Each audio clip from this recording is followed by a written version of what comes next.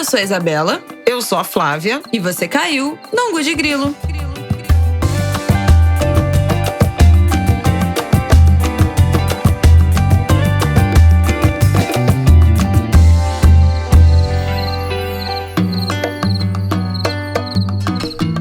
Oi, gente! Gente, ela falou tão acelerada, né? É que eu tô com pressa. Parece aquela que tá no 1,5 do WhatsApp. Será que alguém ouve a gente acelerado?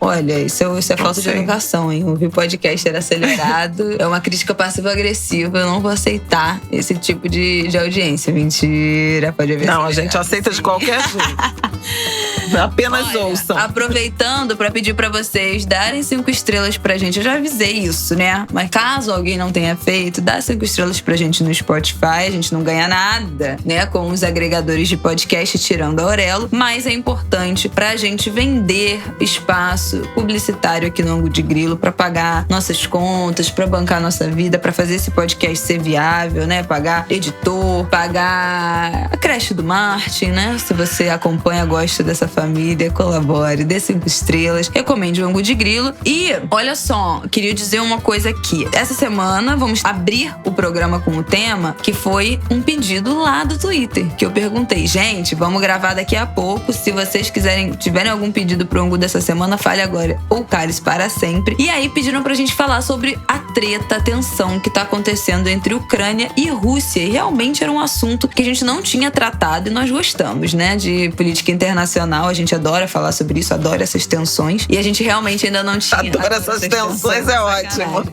Não, gente, por favor, guerra não. Terceira Guerra Mundial, ai, adoro essa tensão. Eu vou pintar uma unha minha de branco para pedir a paz entre a Rússia e a Ucrânia. Não era isso que eu queria dizer, né? Mas assim, nós gostamos de tratar desses assuntos de política internacional aqui e realmente isso estava passando batido. Então a gente vai começar o programa de hoje falando disso. Temos nosso convidado, Marcelo Lins, para explicar pra gente um pouco dessa treta. Depois vamos falar sobre a semana de 22, que está completando 100 anos esse ano. E, bom, polêmicas. Óbvio que a gente vai trazer aqui um outro olhar, não é isso, Flávia? É isso. Ai, eu tô muito empolgada. Eu queria até falar rapidamente. Sobre quando ela começa. Olha. Quando ela começa aqui, não, é que no, é só introdução do assunto. Eu passei o domingo mergulhada em leituras e conversas sobre essa história da semana de 22, esse pensamento crítico. E eu poucas vezes nos últimos anos, eu acho que desde 2018, que eu não me senti tão estimulada assim com um debate. Com um debate, não, 3 de pensar. horas de grilo hoje, não, eu assisti a entrevista do Rui Castro, né, do Roda Viva, ontem, no domingo, que a gente gravou.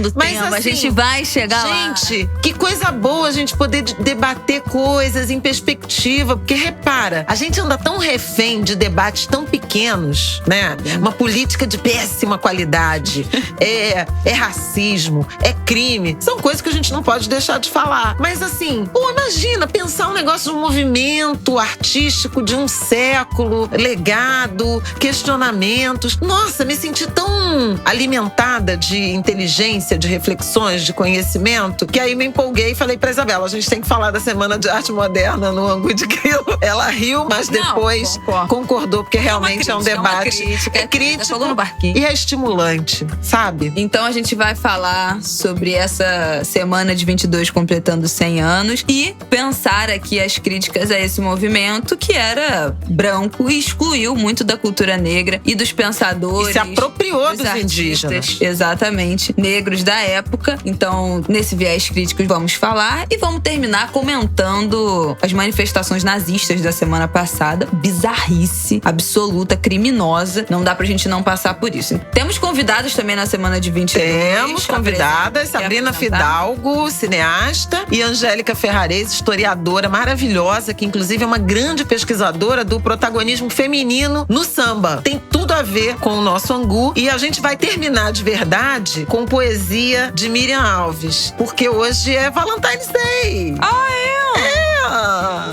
Então eu já dei uma lida aqui, já me emocionei com o poema. A gente ouvindo o áudio do Marcelo Lins falando da Rússia, não sei o que, daqui a pouco eu olho, ela abriu uma página qualquer do livro e começou a chorar. Lendo. Ai, Eu me olha. emociono profundamente com poesia e vocês vão entender por que eu chorei de cara, porque a página aleatória que eu abri era importante. Então tá, chegaremos Seguimos. lá. Vamos lá, vamos começar esse ângulo de grilo, pelo amor de Deus. Bom, vamos começar aqui a explicar, falar sobre essas tensões na Rússia. A gente ouviu, né, o áudio do Marcelo Lin, jornalista, também companheiro lá de Flávia Ol na Globo News. Ele começou dando um panorama, uma introdução dessa relação entre a Rússia e a Ucrânia. Para o áudio não ficar muito longo, eu vou parafrasear aqui, falar para vocês o que ele explicou pra gente. E aí, depois a gente vai ouvir o que ele contextualizou, né, o que ele falou sobre essa tensão que tá rolando, se vai ter guerra, não vai ter guerra eminente, bombardeio, enfim. Mas o que ele falou pra gente dessa relação? Começou dizendo que essa relação começa lá na ocupação daquela região entre os séculos 9 e 12, que começou a se juntar um arremedo do que seria essa Rússia de hoje. Então, naquela época, juntava um pedaço do que é a Rússia de hoje, um pedaço do que é a Ucrânia de hoje, um pedaço do que hoje é a Belarus, que era a antiga Bielorrússia. O povo fica mudando, né, o nome dos países, é uma coisa impressionante. Bom, e aí ele falou que a região que hoje compreende a Ucrânia começou a ter mais personalidade durante a União Soviética e se tornou independente, né, em 91, com o fim da República Soviética. E aí essa tensão dos dois começou a aumentar desde o início do governo atual de Zelensky, Volodymyr Zelensky, presidente da Ucrânia, que é um político, roteirista, desde ator, 2019. comediante, produtor cinematográfico ucraniano. Ele é presidente desde 2019, é o 6º presidente da Ucrânia. Ele se tornou popular na Ucrânia por interpretar o personagem principal de uma série de TV. Gente, não dá pra mim. Olha, eu não sei nem se o cara é uma pessoa séria, mas realmente é brincadeira. Vamos personagem lá. de TV o quê, garota? De uma série ucraniana. O cara é ator, pô. O cara é ator, ficou popular, foi eleito presidente. É basicamente isso. Acontece, né? Bom, né? Gente, a gente tá no Brasil, né? Quem somos nós para falar de alguém? Mas ele vem querendo aproximar mais o país, mais a Ucrânia do Ocidente. Uma das demandas, um dos projetos dele era fazer a Ucrânia entrar na OTAN, que é a Organização do Tratado do Atlântico Norte. É uma aliança militar. Por isso a tensão com a Rússia. O Putin não gostou. Mais do que não gostou, não admite. Exatamente. Porque quando você entra na OTAN, os países desse tratado, você faz parte dessa aliança militar e qualquer tensão, qualquer guerra, bombardeio, esses países têm uma obrigação de apoiar o governo, teriam a obrigação de apoiar o governo da Ucrânia contra a Rússia, né? De mandar tropa, de mandar equipamento. Então ele faz parte de uma aliança muito maior que tem os Estados Unidos, não é isso?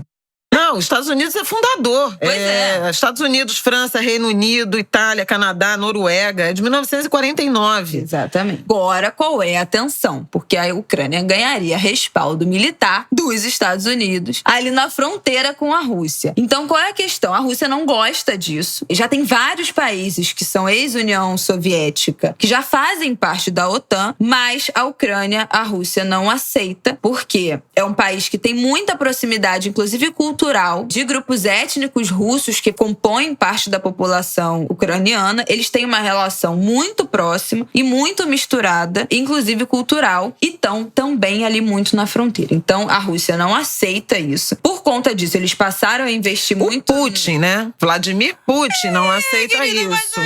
As coisas se misturam, enfim, né? Se misturam, mas até porque o Putin é um autocrata. Há 200 anos. Mas assim, é essa figura, né? Autoritária, populista, que tem nele imbuído esse espírito de trazer aquela Rússia que o Marcelo comenta no início, uma Rússia, com todas as aspas, gente, ancestral, né? Com esses brios. Então, por isso, essa questão da Ucrânia virou um ponto de radicalização do Putin. Pois é, e aí é o que o Marcelo fala. A Rússia, para evitar, né, esse distanciamento da Ucrânia, começou a investir mais na Crimeia, tentou não se distanciar, manter ali uma proximidade, até que tá vendo que tem uma tendência mesmo desse presidente de tentar entrar pro OTAN. E aí, no fim do ano passado, para deixar bem claro que não vai aceitar, ele mobilizou milhares de homens, tanques, botou lá na fronteira com a Ucrânia para mandar um recado muito claro: quando eu quiser, eu vou invadir o seu país. Independente de vocês quererem aderirem ou não, e aí bota, né, também numa saia justa, porque assim, a Ucrânia não fechou com a OTAN. Então eles não têm esse respaldo e não têm uma obrigação dos países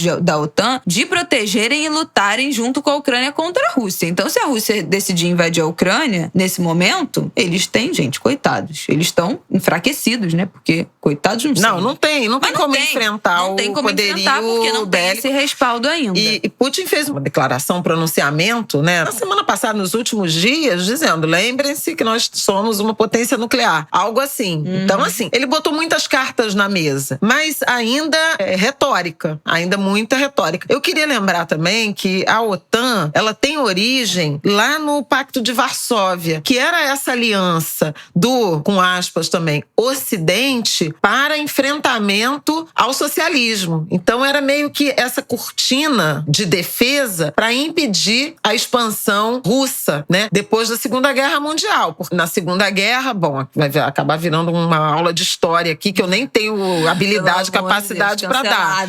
Mas União Soviética, né, Rússia e os países, os aliados, derrotaram a Alemanha nazista. Mas veja, era capitalismo contra a pós-revolução russa. Então, assim, aí se cria esse pacto para impedir o avanço da União Soviética, da República Socialista. E vários países que compunham a União Soviética aderiram à OTAN. Marcelo fala disso. A Ucrânia seria, assim, ponto de honra. E é isso que Putin não admite. O Marcelo até fala uma coisa, não tem mocinho, não tem bandido. Eu acho que, assim, não tem mocinho, ponto, né? Todo mundo tá tensionando muito. O Macron, presidente da França, tentou fazer um diálogo com Putin. Foi praticamente humilhado. Gente, tentar fazer diálogo com Putin.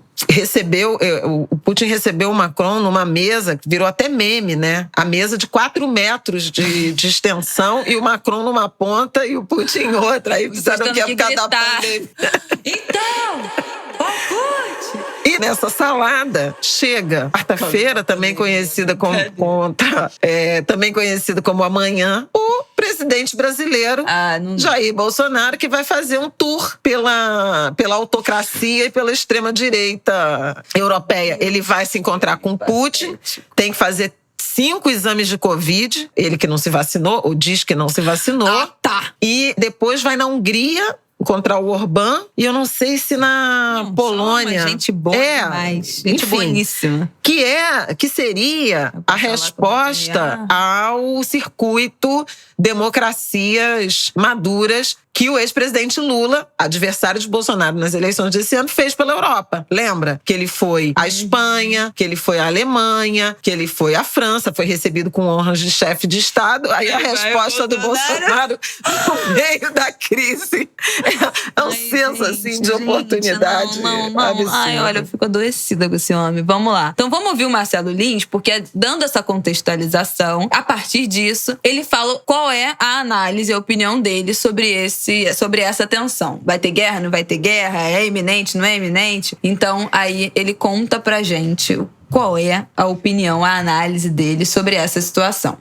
A guerra não é iminente. Enquanto tiver diplomacia acontecendo, não vai ter guerra. Então, basta lembrar que amanhã tem a chegada do presidente do Brasil lá, mas tem também a chegada do chanceler federal, primeiro-ministro da Alemanha, o Olaf Scholz, a Moscou. Imagina se vai ter alguma guerra, se a guerra é tão iminente a ponto de impedir essa visita, essas negociações. Ou seja, o que está posto? A OTAN não tem a Ucrânia entre seus integrantes. Então não existe tampouco nenhuma obrigação direta de defesa da OTAN, das tropas da OTAN entrarem em combate contra a Rússia no caso de uma invasão. Isso seria realmente algo inédito. Agora, se isso resvalar para outros países, sim. O que se diz? Muitas sanções serão impostas se a Rússia de fato invadir e tal. Os russos dizem, e o Kremlin disse isso no fim de semana, é absurda essa ideia de que a invasão é iminente. Os americanos, os britânicos e outros continuam dizendo, olha só, pode acontecer a qualquer momento. E fica essa tensão, esse jogo de empurra. Ninguém quer sair mal na foto. Dá para resolver essa questão sem guerra? Eu acho que dá. Dá para dar garantias sem precisar botar no papel de que a OTAN não vai ter tão cedo ao Ucrânia como integrante sua, e a Rússia poderia ficar mais tranquila. Dá para também, sem botar no papel, deixar claro que a Rússia não vai invadir a Ucrânia, mais ainda, né? Lembrando que em 2014 ela tomou a Crimeia. Crimeia, que é um lugar lá de população majoritariamente étnica russa, assim como o leste da Ucrânia também. Portanto, foi uma invasão, mas não foi invasão, porque os russos nunca oficialmente invadiram ali a Crimeia. O que houve foi uma anexação depois de um plebiscito, depois da mobilização de forças ali, que claro, tinha tropas russas ali no meio, mas que nunca se configurou oficialmente como tropas russas. Enfim, a Crimeia voltou a ser Rússia em 2014, a região de Donbass, onde ficam Donetsk e Lugansk, é majoritariamente russa. Se fosse ter um plebiscito lá hoje, eles iam dizer que iam querer estar mais perto da Rússia do que de Kiev, mas tudo isso é resolvível, inclusive dando mais representação a essas comunidades étnicas russas no parlamento em Kiev. Com isso, afastaria a possibilidade dessa entrada na OTAN. A tensão é real, qualquer descuido pode realmente feder, mas eu não acho que a guerra seja iminente. E olha que eu nem falei da tua área, hein? Gás, petróleo, o tanto que a União Europeia depende da Rússia no gás hoje, nesse momento de transição energética, de fontes mais sujas para fontes mais limpas, quando o gás ganha uma importância ainda maior. Só a Alemanha consome 32% do seu gás, vem da Rússia nesse momento de reaquecimento da economia. A União Europeia, a Alemanha até um pouco mais do que isso, a União Europeia 30%. Tem países ali próximos que consomem 80% do gás e do petróleo que vem da Rússia. Imagina cortar isso da noite pro dia. Os Estados Unidos não tem como prover isso, não tem como tapar esse buraco, não tem como garantir isso. E lá de longe, claro, a China, que já reiterou seu apoio à Rússia. Portanto, nada é tão simples como possa parecer. Não tem mocinho, não tem bandido, tem interesse. Como sempre, né? E aí ele deixa esse gancho da economia. E aí nós queríamos te ouvir, Flaviol. Só uma coisa, Bolsonaro vai a Moscou e a Budapeste e a Hungria encontrar o Orbán. O Duda ele encontrou da Polônia, ele encontrou na Assembleia da ONU. Então é esse circuito extrema-direita, autocracia. Mas seguimos. Tem uma tensão também que o Biden, né, a equipe do Biden chamou a atenção. Não, o presidente brasileiro tem a liberdade, a prerrogativa de visitar o país que ele quiser, quando ele quiser e tal. Mas, nas entrelinhas, tem uma leitura de que essa aproximação do Brasil, do Bolsonaro com o Putin, resgata a ideia de BRIC, né, dos BRICS, dessa aliança de países Brasil, Rússia, Índia, China e África do Sul. E a China tá quieta, uma coisa que Marcelo não comentou, eu também não perguntei a ele sobre isso, mas a China tá tipo assim, olhando, sabe aquele jacaré olhando para ver que posição. Mas olha só, sobre a questão da economia, Marcelo tocou num ponto importante. A gente ainda está no inverno do hemisfério norte. A Europa é muito dependente do gás da Rússia e a Rússia é uma grande exportadora de petróleo. Então, assim, uma tensão, uma escalada bélica na Rússia, obviamente, impacta e ameaça a cotação do petróleo, que já subiu no último mês 18%. O petróleo já tinha subido 50% no ano passado, mais de 50% no ano passado, e agora já entrou 2022 por conta dessa tensão também alta. Isso pode pressionar esse ambiente, né, de tensão mundial. Pode também pressionar, no caso do brasileiro, o dólar, que nesse momento está baixo, porque os juros subiram muito, né? A gente está com o dólar na faixa de 5,20, já chegamos a 5,60. Mas essa tensão global, ela obviamente tem consequências, né, para o mundo inteiro, em particular o petróleo, que é a grande fonte de energia. E o Brasil, porque a Petrobras tem uma política de preços que acompanha a paridade internacional e o dólar. Então, nesse momento, a situação está tranquila, porque o petróleo está subindo, mas o dólar aqui está caindo. Então, isso acaba provocando um certo equilíbrio. Se essa situação agravar, obviamente, a gente pode ter consequências também em relação ao preço dos combustíveis. Bolsonaro manteve a agenda em Moscou porque o Brasil é um grande importador de petróleo e fertilizantes da Rússia. A gente, inclusive, tem um saldo comercial negativo. Importamos pouco mais de 5 bilhões de dólares ano da Rússia. Não é um grande parceiro, mas é importante, por exemplo, para o agronegócio. Aí você vê a ligação que acaba tendo. Por que para o Bolsonaro é estratégico visitar e estar próximo? E exportamos para lá soja, carnes, então também esse complexo do agronegócio. É basicamente esse o interesse comercial do Brasil nessa agenda, afora, claro, o arco de apoio político que Bolsonaro tenta exibir, ele candidato à reeleição. Arrasou. É isso.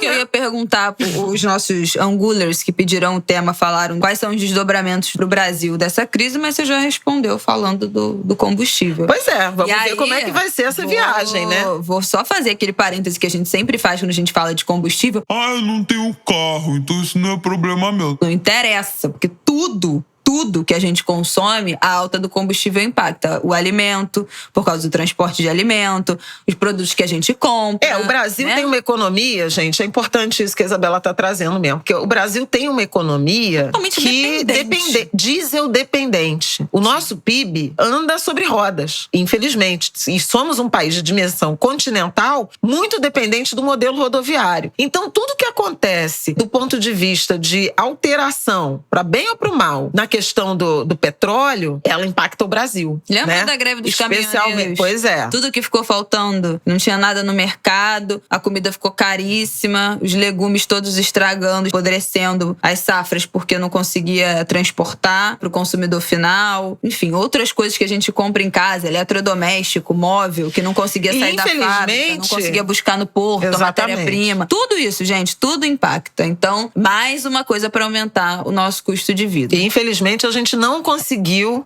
embora tendo essa consciência, a gente não conseguiu fazer a transição para um modelo de logística, de desenvolvimento que nos torne menos dependentes do petróleo e desses grandes deslocamentos. A comida, a produção, ela faz grandes deslocamentos, grandes travessias para chegar do produtor ao consumidor, que também gera muita poluição. Enfim, aí é outro debate, né? Mas é importante isso que a Isabela chamou a atenção, porque, de fato, mesmo quem não tem carro, sofre os impactos indiretos dessa dependência que o Brasil tem do diesel, do petróleo. E muitos prestadores de serviço também têm carro e usam gasolina, né? Outros, setor de transporte, pode usar gás, também O ônibus usa diesel. Exatamente, transporte Então, assim, as tarifas de transporte esse ano podem ser uma grande pressão na inflação e nos orçamentos em razão dessa série de reajustes acumulados no preço dos combustíveis no Brasil no ano de 2021. Aliás, aqui no Rio, a gente está no meio desse debate, né? Supervia, que é a empresa de trem, concessionária de trem, com um reajuste absurdo. As barcas que subiram muito para mais de R$7, R$7,70. Eu acho que é a tarifa das barcas Rio-Niterói. Então, assim, é uma crise grave, porque depois de alimentos, que também rodam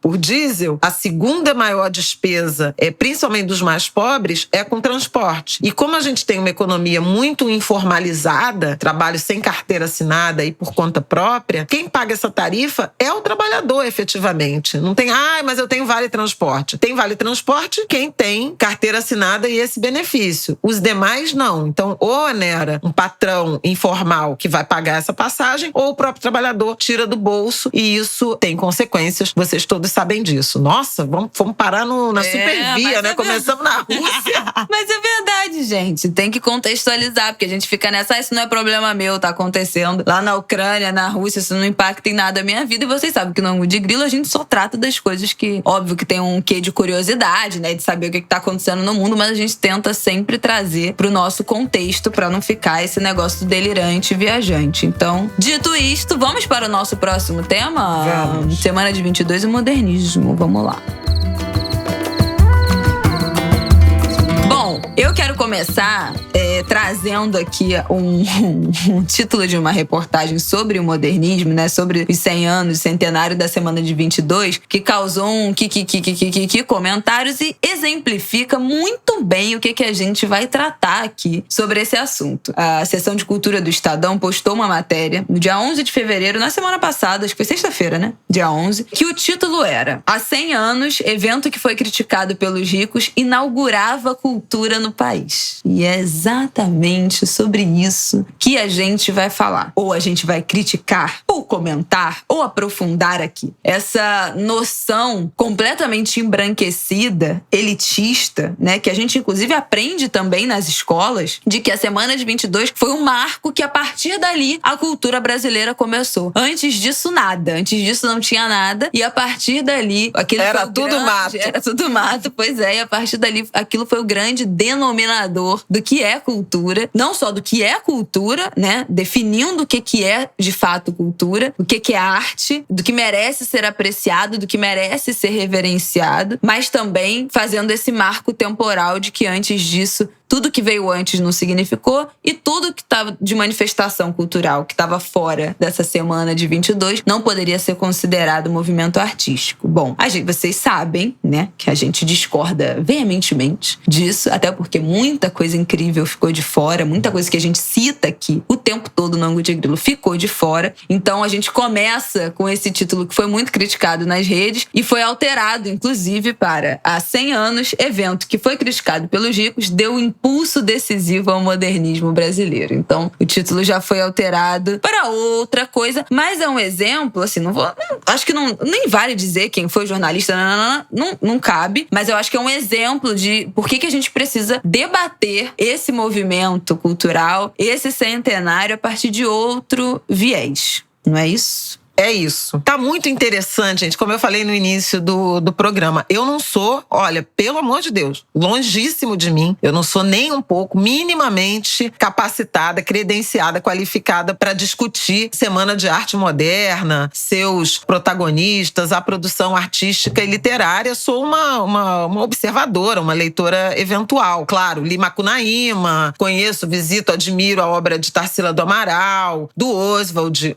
uma ou outra coisa, mas não sou uma especialista no movimento. Agora, sendo uma mulher de 52 anos, e acho que todo mundo mais novo, Isabela também, enfim, experimentei na escola, nos bancos escolares, essa visão de que a Semana de 22 inaugura mesmo, né, a arte moderna brasileira. E eu tô muito encantada de estar, nesse momento, participando de um debate que problematiza isso por vários caminhos, né? Eu não vou negar a contribuição desse evento, que naquele momento não foi considerado, praticamente, né? Foram 3 dias, né, de fevereiro, acho que 13, 15, 17, que praticamente não saiu nos jornais, não repercutiu. São Paulo ainda era uma cidade média, digamos assim, era uma cidade com algo entre 500 e 600 mil habitantes. Esse manifesto, ele é sim, como nossas entrevistadas e muitos dos críticos, gestado por uma elite branca, herdeira de latifúndio, de cafeicultores paulistas. A capital era o Rio de Janeiro, e o Rio de Janeiro era a grande metrópole brasileira. Mas, obviamente, quando 50 anos depois, décadas depois, esse movimento é resgatado como marco, você percebe, sim, desdobramentos e influências em vários outros movimentos artísticos culturais. Por exemplo, a Tropicália, a arte brasileira, o teatro, a partir dos anos de enfrentamento à ditadura. É super interessante. Grandes compositores brasileiros foram influenciados, grandes artistas brasileiros foram influenciados por essa obra, por esse pensamento de Brasil. Mas, em que pese essa herança, esse legado, e eu queria recomendar que vocês lessem o ensaio que o José Luiz Musnick escreveu na Ilustríssima no último domingo, que é um primor de artigo. Ele, obviamente, defende o movimento, ele faz, inclusive, uma resposta a críticas que o Rui Castro fez, e que eu vou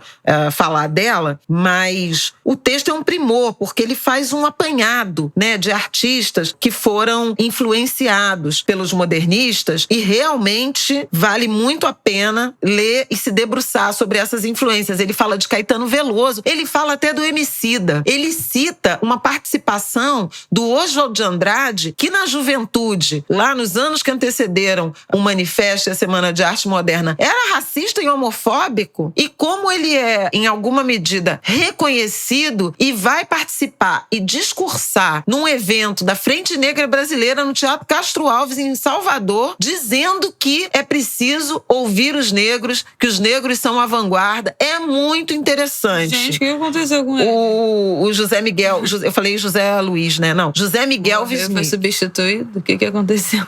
O artigo chama, o ensaio, não é artigo, é um ensaio, chama Semana de 22, ainda diz muito sobre a grandeza e a barbárie do Brasil de hoje. Esse artigo é um primor, gente, esse ensaio é um primor. Ele chega no linchamento do Moise num quiosque chamado Tropicália. Pois é, menina. Que vem de lá. O nome, a referência, tem a ver com o Manifesto Modernista. Então, assim, é muito interessante, vale muito a pena ler esse artigo, assim como também vale a pena ler o ensaio do Rui Castro, dizendo que São Paulo precisava desse manifesto, desse movimento, porque moderno era o Rio. Aí tem um debate também sobre o quanto o Rio já era vanguarda, já tinha artista, novos movimentos musicais, literários, que foram desconsiderados, com outras linguagens, com outras novidades, que a Semana de São Paulo ainda estava pensando na Europa. Entende? Ou seja, o negócio começa em Tarsila do Amaral. Não, Tarsila nem era Anitta Malfatti. E é isso. Então e o negócio começa em Oswald de Andrade e vai acabar em biscoito bolacha. É basicamente isso.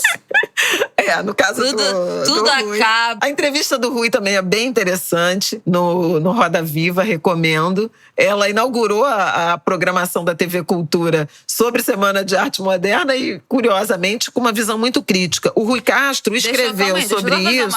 Um parêntese. A gente vai vou deixar aqui na sinopse do episódio. Minha mãe, como ela disse, ela mergulhou nesse assunto e mandou aqui uns 6 links pra mim de matéria, ensaio, artigo e tal sobre isso. Então vou deixar aqui embaixo na sinopse um compilado desses conteúdos, do link também na entrevista do Rui Castro, desse livro que ela vai citar aqui agora. Vai estar tudo aqui embaixo. Vários livros que eu trouxe. Que as editoras estão todas lançando, relançando obra. Tudo. Então, vale a pena. Mas só antes de voltar para o Rui Castro, eu queria, porque eu abri aqui o artigo o ensaio do Musnick, e ele tá lembrando que o Rei da Vela, que é uma referência no teatro, naquele momento de enfrentamento à ditadura, Teatro Oficina, 1967, é obra de Zé Celso Martinez Correia, mas o Rei da Vela é de Oswald de Andrade. Joaquim Pedro de Andrade, que faz Macunaíma, o filme. Queria achar aqui no ensaio do Musnick o trecho sobre a Frente Negra Brasileira. Oswald foi convidado em 1937, então a gente está falando de 15 anos depois, pela Frente Negra para discursar em uma cerimônia em homenagem a Castro Alves. Eu falei errado, né? Não foi no Teatro Castro Alves em Salvador. Foi uma homenagem a Castro Alves no Teatro Municipal, em São Paulo. Em seu discurso, ele diz, invoca Zumbi dos Palmares e afirma que os negros são a vanguarda dos que pedem a justiça social. Concita uma aliança afro-indígena com os humilhados dos 3 continentes, irmanados pela má alimentação, pela péssima moradia, pela doença e pela falta de escola. Ressalta que cabe aos negros o protagonismo nessa luta, pois são eles que vieram do fundo tenebroso do navio negreiro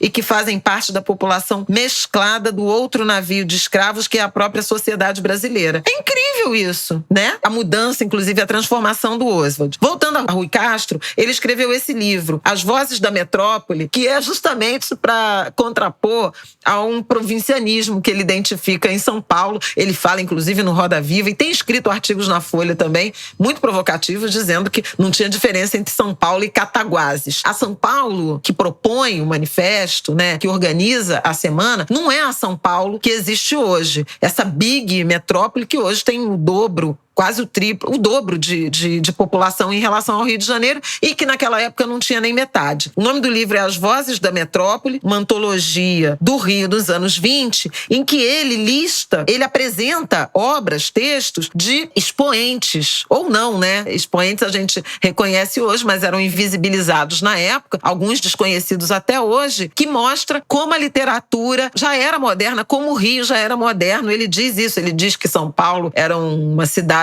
com predinhos de 2 andares e o Rio já tinha arranha-céus de 10 andares. Tem várias provocações. É muito interessante o debate. Gente, porque a gente só tem debatido é fascista, não é fascista, é negacionista e não é negacionista, é vacina. A gente tem, sabe, tá muito pobre o debate. E o livro dele tem textos do João do Rio, do Lima Barreto, de Álvaro Moreira, de Ismael Neri, Orestes Barbosa, Senhor e mais 27, Murilo Mendes e tem mais de 30 textos, frases, ficção, reportagem, poemas e provocações do Rio dos anos 20. Então tem esse debate Rio-São Paulo em relação a quem era moderno e quem estava se auto-evocando a ideia de modernismo. Eu queria destacar também, me chamou muito a atenção, como foi um movimento, foi um projeto estético, filosófico, político, que continha um projeto de uma cidade. E São Paulo virou essa cidade, pro bem e pro mal, com as dores horrores e delícias, né? Com as desigualdades, com apagamentos, né? Mas São Paulo virou essa cidade. E eu acho muito interessante que a Isabela gosta muito de falar aqui de ficção social, né? Será que aquilo não era ficção social realizada por esses caras? E será que não vale a pena a gente, pensando nisso, elaborar nossos manifestos? E aí é que entra o tema. O tema da FLUP é 100 anos de... Aí é que entra o tema, hein? Aí é que entra o tema, não, da negritude. É hoje. A gente vai bater 2 horas. É que eu acho que era isso. 7 horas de duração. A live do Casimiro é aqui. Vocês me digam se vocês não estão achando interessante. Me escrevam em privado, por favor. Não, em privado pra não. Minha editora. Publicamente. Me escrevam para dizer se vocês não estão achando interessante. Porque a minha cabeça ontem, no domingo, fervia de ideias, de construções, de possibilidades. E aí a gente chega na FLUP. A pessoa ainda de férias. Na festa literária, não, voltei.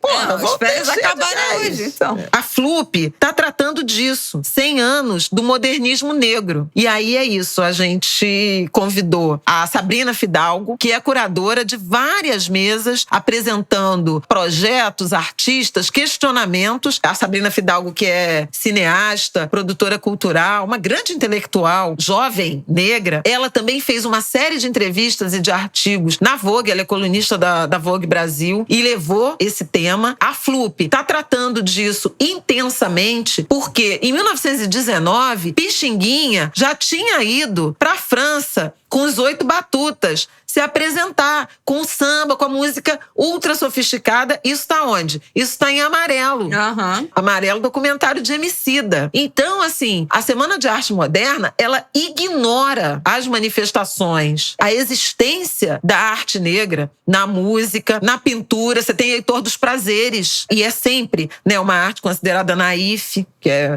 ingênua, que é folclórica, que é caricatural, sempre depreciada. Você tem grandes nomes do samba, Donga, o samba sendo inventado, né? O samba sendo inventado, os quintais das tias. Que mais? Vamos botar os áudios. Vamos botar os áudios. Vamos começar por quê? Vamos começar com a Sabrina? Você já citou a Sabrina, vamos começar com a Sabrina. Vamos começar pela Sabrina, e ela fala uma coisa interessante. Lembra que eu mencionei que o movimento de homens brancos, predominantemente homens brancos, da aristocracia paulista. Lembra disso? Agora, 34 anos depois da abolição. Muito Veja, perto, né, e muito perto. 34 anos não é nada. Os mesmos, digamos assim, latifundiários, os senhores, né? Eram descendentes de uma elite escravista. E a Sabrina, que a gente vai ouvir, ela lembra do papel, da presença, da influência de Monteiro Lobato, que era um racista assumido, né? Ele era do Instituto de Eugenia. É naquele momento que vem os estímulos, né? A imigração, a atração de estrangeiros brancos, né? A ideologia do embranquecimento brota nesse momento. Então é muito interessante a gente também fazer a reflexão sobre essa semana, o que era considerado arte, o que era o padrão estético, o que era a intenção política, incluindo o apagamento dos indígenas, o apagamento dos negros e a apropriação dos indígenas. Tem, inclusive, a gente vai também anexar um outro artigo da Deutsche Welle, que fala da importância da semana e que vai falar da apropriação das lendas, das histórias indígenas que estão em Macunaíma. Muito interessante também. Mas vamos ouvir a Sabrina. Vamos ouvir a Sabrina. Ela começa falando do Monteiro Lobato, que foi isso que minha mãe contextualizou, da proximidade dele com esses artistas que vão fazer parte da Semana de 22 e como esses posicionamentos dele, essa proximidade, essa amizade influenciou esses artistas. E a partir disso, é aí que ela começa. Vamos lá. Os primeiros programas para trazer europeus para trabalhar no Brasil, etc, etc. Isso tudo, na verdade, era uma grande desculpa para o projeto eugenista e racista de embranquecimento da nação. Então, isso tudo acaba influenciando também essa Semana de Arte de 22 e as obras que foram realizadas e os manifestos e tudo isso, porque dentro disso tudo a cultura afro-brasileira ela foi completamente apagada, né? Eles endeusavam muito por um viés bem problemático a cultura indígena, no modo apropriação cultural, porque também não tinha nenhum artista de origem indígena ali pensando arte ou fazendo arte, né, e pensando junto esse movimento. Então era uma visão embranquecida, né? Porque essas pessoas, elas pertenciam a uma elite econômica, né? Eles eram herdeiros de senhores, de ex-senhores de engenho, né? De cafeicultores, né? Tinha todo, na verdade, era um plano político, né? Para que São Paulo se tornasse um centro de poder, né? Coisa que não era naquela época, porque São Paulo era uma grande província e o Rio de Janeiro, sim, era uma grande capital, né, cosmopolita internacional do Brasil. Então são várias coisas, sabe? Acho que é importante a gente agora ver, 100 anos depois, repensando, fazendo uma crítica contundente em relação a esse movimento todo, que simplesmente apagou nomes como Lima Barreto, como Pixinguinha e tantos outros, que são pessoas negras e que anteciparam, antes deles, né, obviamente, o conceito de modernismo, mas que nunca foram lembrados, né, não são lembrados nos livros de história, nas aulas, nas escolas. Então, acho que a gente tem que repensar de maneira muito, muito, muito crítica toda essa questão desse centenário do modernismo, porque, afinal de contas, a gente está falando de que Brasil a gente está falando, né? Que modernismo brasileiro é esse que apaga, né, a maior parte da população que é composta por pessoas pretas? Eu gostei disso que ela disse, porque eu acho que assim, a gente tá aí completando 100 anos da Semana de 22, mas as coisas que ela trata nesse trecho, a gente continua falando. A exclusão dos negros desse lugar de protagonismo cultural e a fetichização total desses saberes, desse modo de vida, dessa arte, dessa cultura indígena. Os ativistas indígenas continuam falando isso. A gente é visto como seres humanos a serem explorados, né? Com esse olhar, nossa, rudimentar, curioso, primitivo, né? né? Com esse olhar fetichizado, né? Da população indígena, da cultura indígena. Isso continua. Isso ainda é um fator. E a exclusão da população indígena, óbvio, né? Desse lugar de protagonismo cultural é indiscutível. E negra ainda hoje, a gente tem que ficar brigando, né? Por esses espaços. Não só no Brasil, mas no exterior também. Mas no Brasil até hoje, né? Poucos meses atrás, a Ludmilla brigando com o prêmio Multishow por conta de representatividade negra. Não ter sido indicada numa categoria, mas ter sido convidada pra cantar no show. Então ela falou, então não fui indicada, com tudo que eu fiz, com tudo que eu lancei, eu não vou cantar. Não vou cantar nesse prêmio, se nem indicada eu fui. Então assim, ainda hoje, todo tipo de manifestação cultural negra... Gente, a gente falou aqui do carnaval tem 2 semanas. E popularizou nesse fim de semana as imagens do ensaio da Anitta, no Memorial da América Latina em São Paulo, né, que teve no fim de semana, e acho que teve aqui no Rio também, ou foi? No Parque Olímpico. Teve aqui no Rio também, no Parque Olímpico. Um mar de gente. Um mar de gente. E vários amantes do carnaval, pessoas que estão dentro desse debate, postaram as fotos, os vídeos, os prints no Twitter, nas redes sociais, falando: alguém me deu uma explicação sanitária, científica de que por que isso pode e o desfile das escolas de samba não pode. Então a gente continua até hoje brigando para incluir as manifestações culturais negras num rol de prioridade nesse país, né, de valorização. E ainda até hoje, os ativistas indígenas continuam tendo que falar dessa fetichização dos povos, das etnias, então, e do modo de vida, da cultura. Então, assim, é um pouco desolador, né? Que 100 anos depois a gente continua um pouco empacado nessa mesma visão e nessa mesma exclusão. Mas estamos pensando isso agora.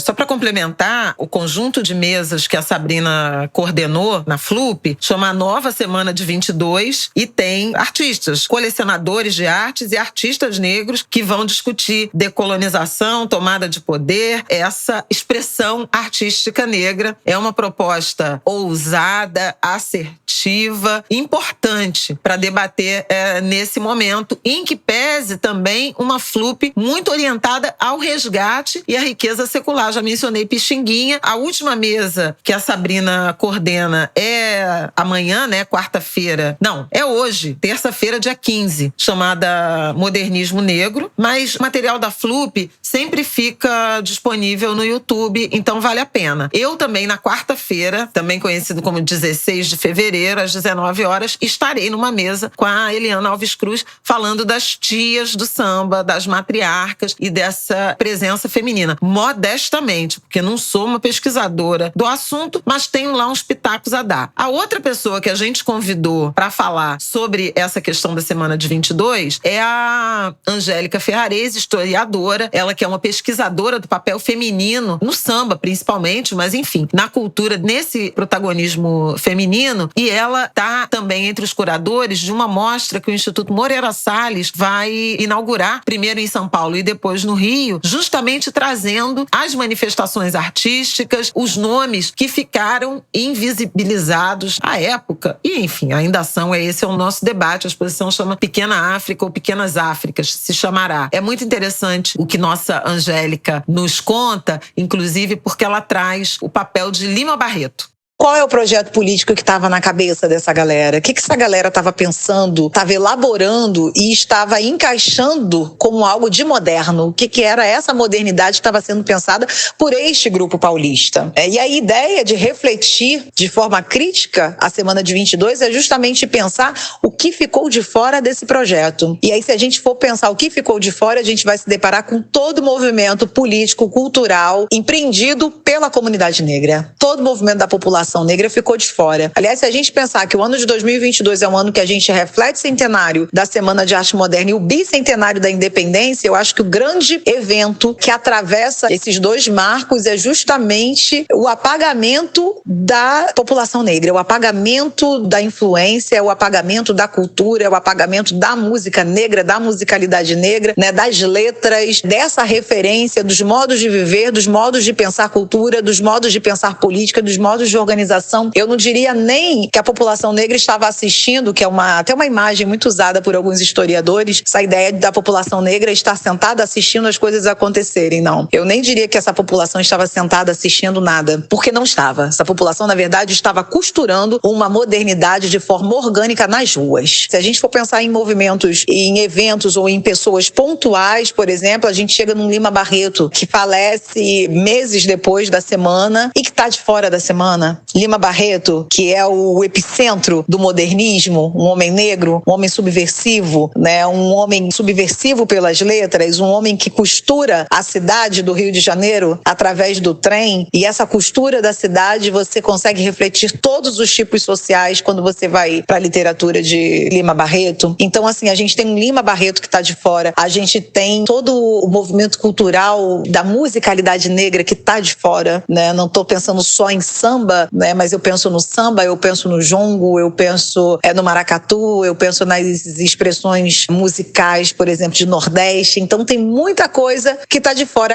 Então é isso, gente. Super provocativa a reflexão aí da Angélica. A gente vai voltar a falar mais detidamente sobre o projeto em que ela está envolvida, Pequena África, Pequenas Áfricas, que é uma provocação super importante, provavelmente na semana que vem ou nas próximas. Como a gente ainda tem um tempinho até a exposição, eu acho que vale a pena a gente não acumular, não juntar isso hoje, porque tem umas reflexões sobre cidade, sobre centralidade e centro e periferia, literalmente, inclusive, porque a Pequena África é conhecida como aquela região do centro, né, onde o Rio nasceu. E a Angélica traz Pequenas Áfricas, né, outros territórios. Mas isso fica para uma próxima edição do Angu. Inclusive, a gente pode tentar falar na semana que vem, ouvindo os comentários, lendo os comentários de vocês. Pois é, eu queria dizer, vou lembrar disso de novo no final, mas já estava aqui programado para dizer, pra gente inaugurar no fim do Angu uns 5 minutinhos finais, 3 minutos finais, não precisa nem de 5, 2 minutos finais, repercutindo o que vocês comentaram no Twitter. Então comentem este episódio já lá no Twitter, mencionando @Angu de Grilo, pra gente poder ler aqui os comentários de vocês, tá bom? No fim dos episódios referentes ao episódio da semana anterior, é óbvio. Oba! Então, olha só, fiquei devendo a bibliografia, isso não esgota, mas são livros que eu recebi, que estão sendo lançados para pensar essa questão. Já falei do As Vozes da Metrópole, do Rui Castro, que tem textos, reportagens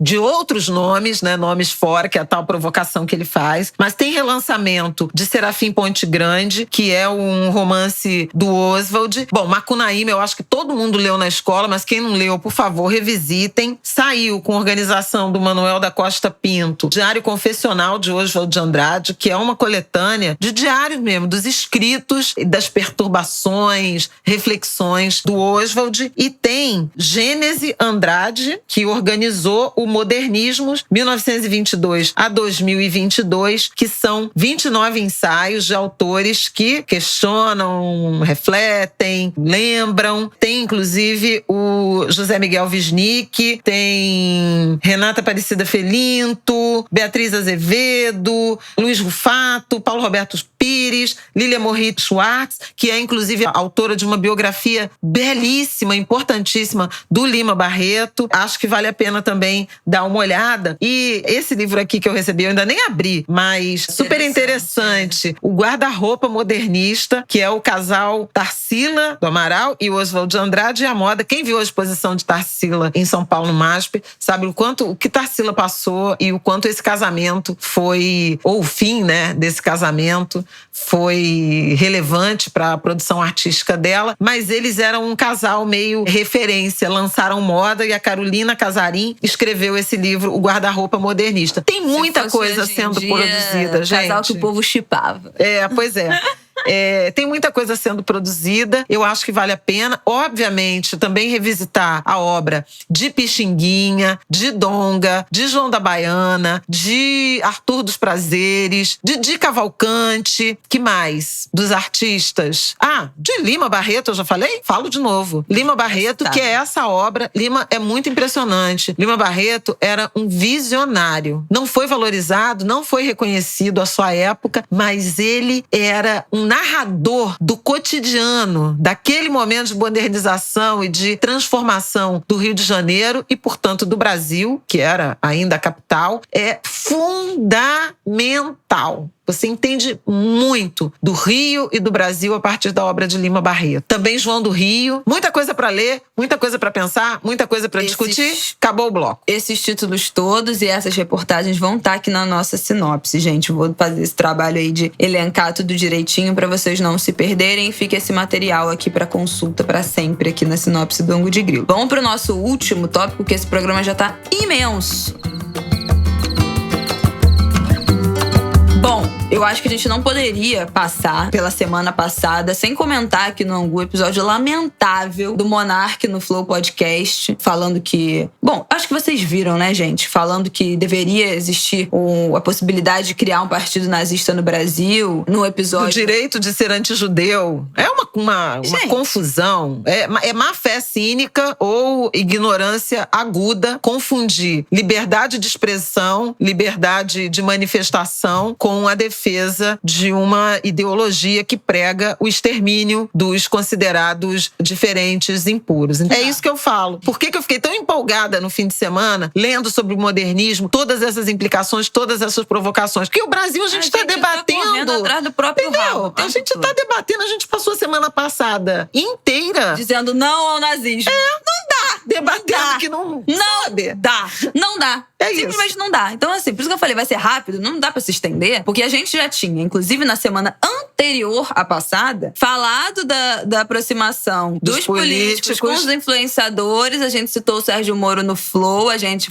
criticou... Sérgio Moro e muitos outros. E muitos outros, que sentaram lá na mesinha com o Monark, com 3K, sabendo que aquele era um podcast em que o Monark já tinha falado propérios racistas contra negros, em nome dessa liberdade de expressão, que ele tanto defende. Inclusive tem o Casimiro, né, que também é um cara que faz live, também é um cara que tá ali no ao vivo 7 horas por dia. E já tinha suas tretas com o Monark também, que eu citei na semana passada, na semana retrasada, né, falando dessa aproximação dos influenciadores. Ele abriu a live daquele dia que se deu, né, esse escândalo, essa grande... Não é nem polêmica, né, é um escândalo, é um absurdo. Falando sobre isso do Monark, ele falou, o Monark quer levar esse negócio dele da liberdade de expressão a um extremo, que ele começa a infringir crimes. Ele começa a infringir leis, né? Cometer crimes em nome dessa liberdade de expressão, que não é liberdade de expressão. A gente sabe disso, né? Então, outros influenciadores estão chamando também para a responsabilidade esses limites da liberdade de expressão. A gente não vai debater aqui que foi um absurdo que ele falou, depois ainda teve o Adrilles, né,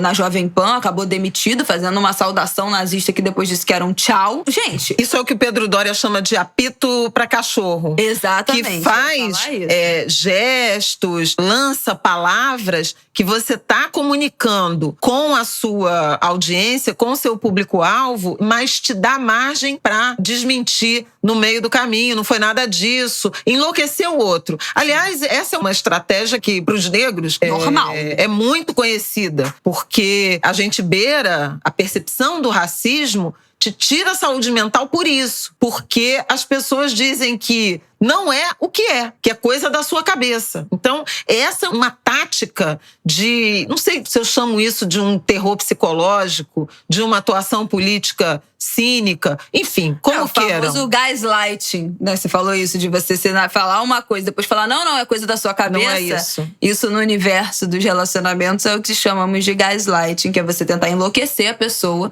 jogando a mente dela contra ela mesma. E tem muitos signos, né? Mas a gente lembra daquele assessor do Jair Bolsonaro, que fez o gesto de supremacismo no paletó dentro do Senado Federal e depois disse que estava só ajeitando a lapela, né? A gente tem o ícone do copo de leite, né? Que também é uma referência supremacista. Então, assim, tem vários signos sendo utilizados de uma forma que cria também álibi e estratégia de defesa. Mas eu acho que, para além disso, né, de sinalizar e negar e enlouquecer quem tá assistindo, quem tá pontuando isso, também foi pontuado na semana passada que essa atitude do Monark, essa atitude do Adrilles, são atitudes para sinalizar para grupos neonazistas seus posicionamentos. Então, tô aqui. Sinalizar e agrupar que há uma pessoa ali que guarde simpatia com o tema, que está atuando sobre o tema. Não estou dizendo que é o caso, enfim, desses dois em particular, mas foi sinalizado isso. As pessoas estão sinalizando com os grupos que eles estão disponíveis para essa aproximação, para essa abordagem, para tratar desses assuntos. Então não é só enlouquecer quem está assistindo, mas é também sinalizar para os seus iguais essas opiniões e esses posicionamentos. Não vou entrar no mérito, né? Acho que tudo já foi dito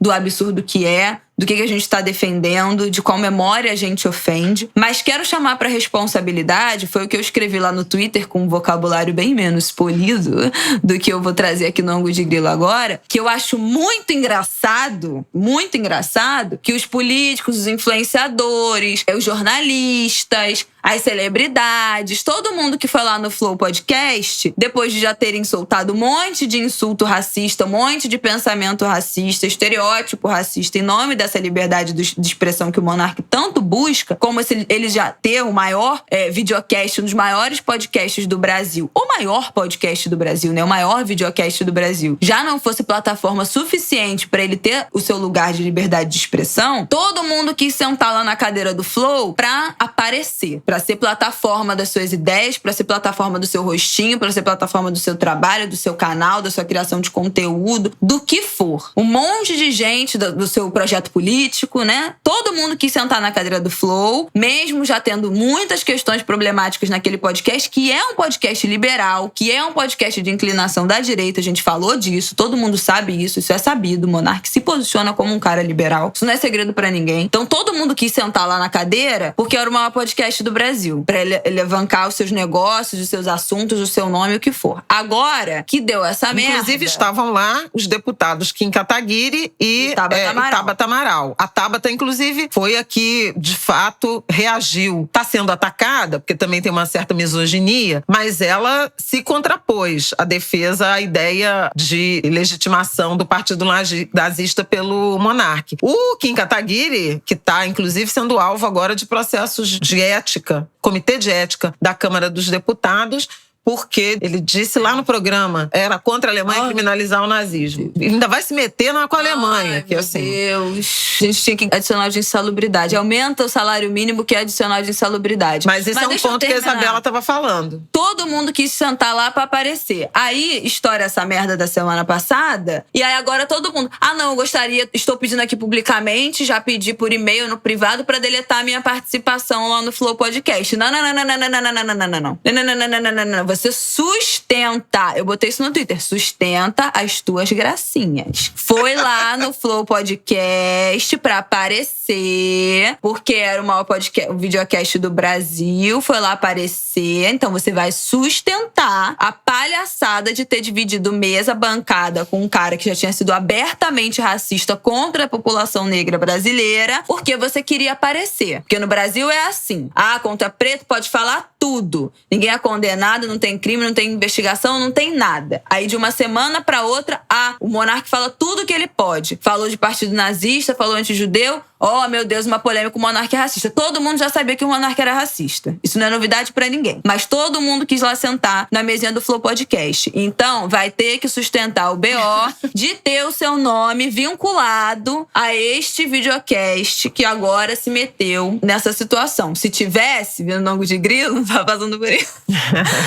Não, mas é isso que eu acho absurdo, entendeu? E assim, durante a pandemia, eu vi, inclusive, pessoas da área da ciência que foram no Flow por conta da pandemia, para fazer divulgação científica, para falar de Covid, da importância, isso tudo que a gente já sabe. Essas pessoas, eu acho que assim, quem foi no Flow porque tinha um papel que acha que era um papel levar a divulgação científica, levar debate histórico, debate social, que tinha um grande projeto que precisava de visibilidade, o que você foi defender? O lado que você está, a importância do assunto que você foi tratar, que era para chegar no máximo de gente possível, que era um assunto que merece notoriedade, visibilidade e chegar em pontos que outras mídias não chegam e o Flow chega, está no seu conteúdo, está na sua participação, o que você foi fazer ali, a importância do seu trabalho e de que lado você está da história. Não pede pra tirar. Sustenta, porque se isso era importante para divulgação científica, para notoriedade pública, de conhecimento público, continua sendo importante. O Flow não vai deixar de ser o maior videocast do Brasil. O Brasil não pune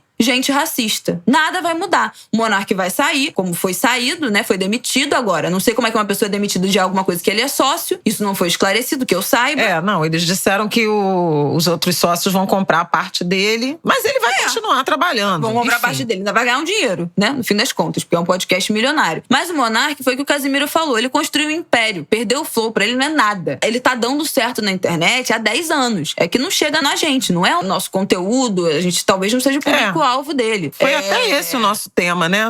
Exatamente. 2 ângulos atrás. Ele está em outro lugar dessa comunicação online digital. E isso não onera o monarca em nada.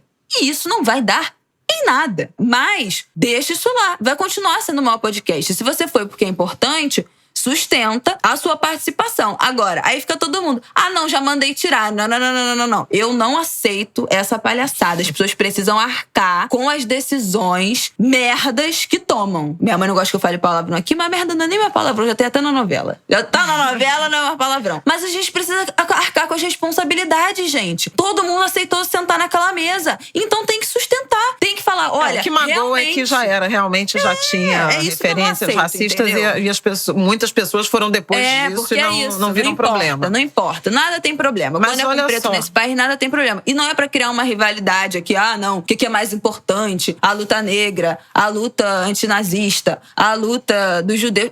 Isso não está em pauta. O que está em pauta é essa gente sonsa, essa gente frouxa, sabe? Esse povo frouxo que não sustenta as ações que toma, não se responsabiliza pelas decisões que toma. E eu acho que todo mundo é adulto, todo mundo que foi no Flow é adulto e tem que sustentar as decisões que tomou. Se era importante, sustenta, né? Mas olha só, queria só chamar a atenção para fechar, que a gente já falou demais sobre isso, né? Um assunto que a gente não ia falar muito, da importância da mobilização, da repulsa, né? Nas redes sociais, inclusive cobrando patrocinadores. Né? A reação de, inclusive, desligamento, afastamento do monarca do Flow tem a ver com isso. Muitos patrocinadores cobrados publicamente por ativistas e pessoas e lideranças no Twitter anunciaram rompimento de contrato. Outros que já não patrocinavam mais tiveram que voltar a se explicar, olha, desde tal ano a gente já não está mais lá, etc, etc. Então, veja, esse movimento da pressão coletiva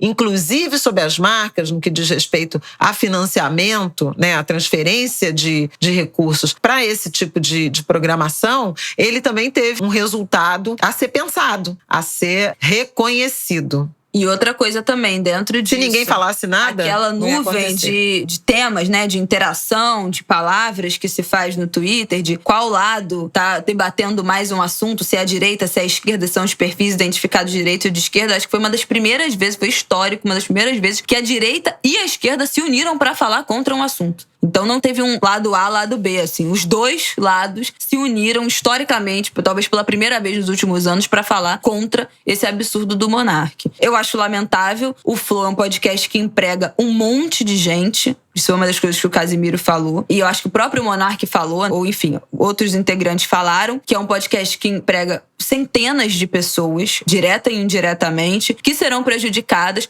por uma atitude de não vou nem falar um jovem, o Monark tem 30 anos, um homem adulto, egoísta, mimado, racista, e que depois vem a público falar que eu tava bêbado. Então assim, olha, não dá, entendeu? Não dá.